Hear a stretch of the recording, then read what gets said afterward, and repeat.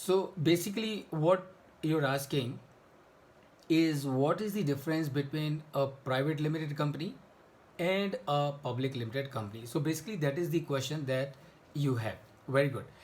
Now remember, in our country and globally also, more or less, the structure remains the same.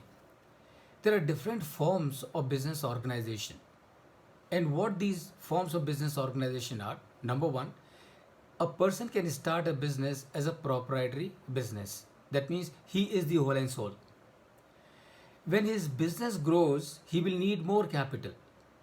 And when needs more capital and his money, his resources are limited, then what will he do? He will like to expand his business, and that's where he will invite his non people to join him as partner. So then it becomes a partnership firm. So the first is the proprietary, and from the proprietary then it becomes a partnership firm. Partnership firm, remember, has got certain limitation. So what is the limitation? Limitation is the maximum number that it can have is 20. So from the proprietary concern, you have become a partnership, and partnership firm is growing, and you have got 20 people coming into it. Again, you will start realizing the limitation of resources, and that's where again you would like to expand. So what you can do, you can convert your partnership firm into LLP. LLP is limited liability partnership. So limited liability partnership will allow you to have more people joining you in and bring in more resources so that your business can grow. But remember, LLP also has a limitation, because after a point, even the LLP may not serve your purpose. So that's where what you would like to do. You would like to have a company which is a private limited company. So private limited company can have at the most 200 members at a time, right? It cannot exceed more than 200 members. So when somebody is starting a company as a private limited company, that means what he is saying is that I will have 200 members in as shareholders of this company. Again, remember, what can happen? Your business is growing, and your business is growing by leaps and bounds. So you need more money. Even the capital of these 200 people is not good enough.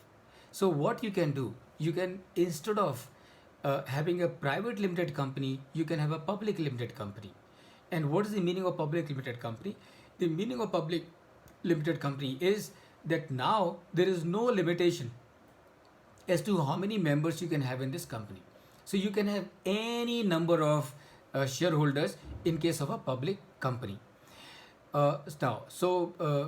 We started from the proprietary, went to the partnership, then went to the LLP, limited liability partnership. From the limited liability partnership, we went to a private limited company. From the private limited company, we went to the public limited company. And remember, from the public limited company, you can still graduate, and then you become a listed company.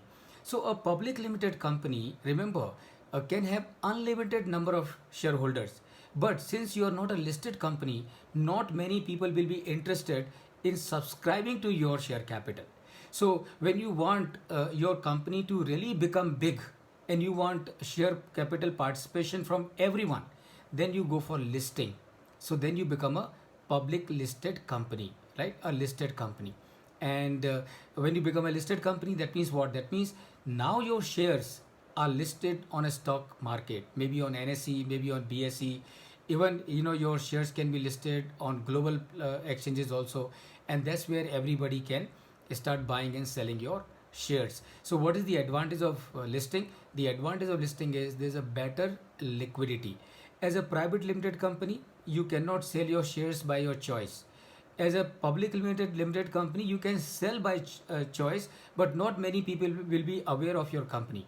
But when you become a listed company, your company is known everywhere. Not only it is known everywhere, the shares are listed on a stock exchange. That means if you are holding the shares, you can go to the portal and sell your shares. You want to purchase, you can again go to the portal and purchase the shares. So you can do the buying and selling.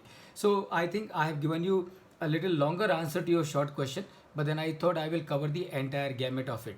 So just to sum it up, you start with the proprietary concern.